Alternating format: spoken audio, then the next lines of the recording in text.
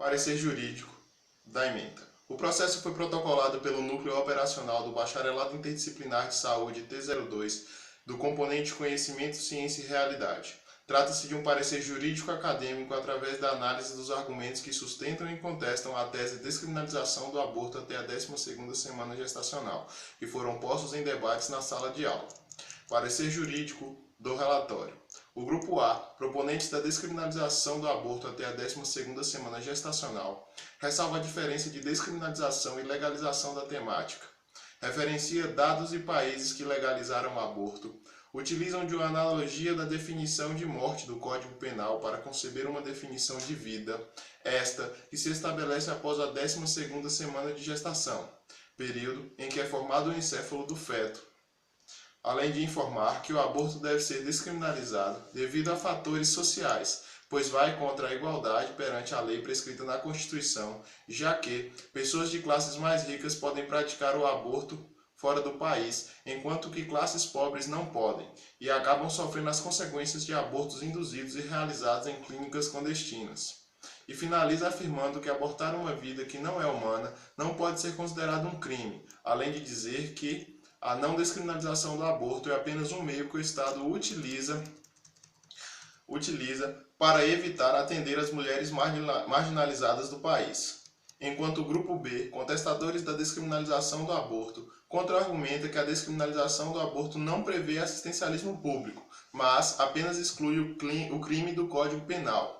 Afirma que a vida não é apenas a concepção de se ter um encéfalo, mas que é um processo biológico.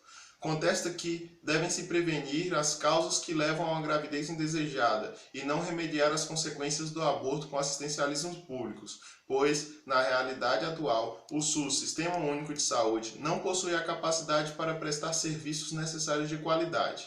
Alegam também que as comparações com outros países são inválidas, pois possuem práticas culturais diferentes e propõem como solução a promoção de políticas públicas de educação e saúde para a contracepção consciente.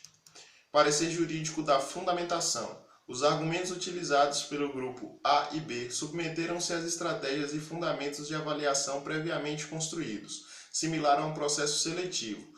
Todos os argumentos foram escutados minuciosamente e postos à averiguação de validação, sendo que todo o raciocínio sem fundamento consistente foram desconsiderados, a saber, argumentos falaciosos, conteúdo de juízo próprio, sem fontes, ambíguos, incoerentes com o tema e incoerentes com outro argumento já citado. Assim, os demais argumentos foram considerados válidos e eleito a julgo. Desta maneira, duas linhas de argumentação debatidas foram eleitas válidas. A primeira linha de argumentos relaciona-se com a questão a respeito da seguinte discussão: quando a vida começa, na qual em que uma vertente defendida, essa inicia-se após a 12ª semana, enquanto que na outra a vida é considerada um processo biológico.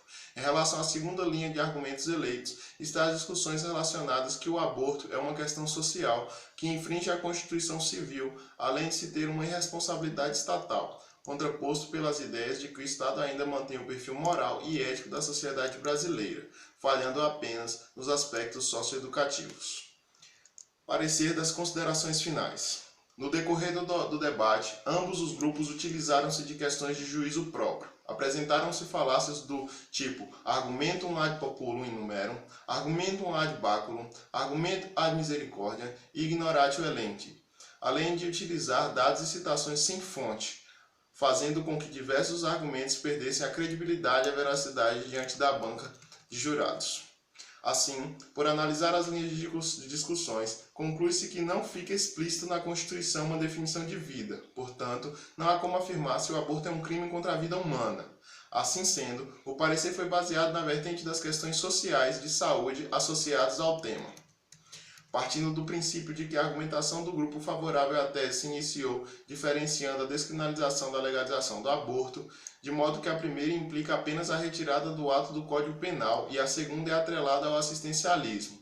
Nota-se falha argumentativa, visto que sua argumentação se centrou no fato de que a criminalização do aborto tem como consequência sua execução de forma clandestina e, consequentemente, prejuízos à saúde da mulher e ao cofre estatal. Entretanto, a descriminalização, como dito inicialmente de forma clara pelo grupo, não mudaria este quadro.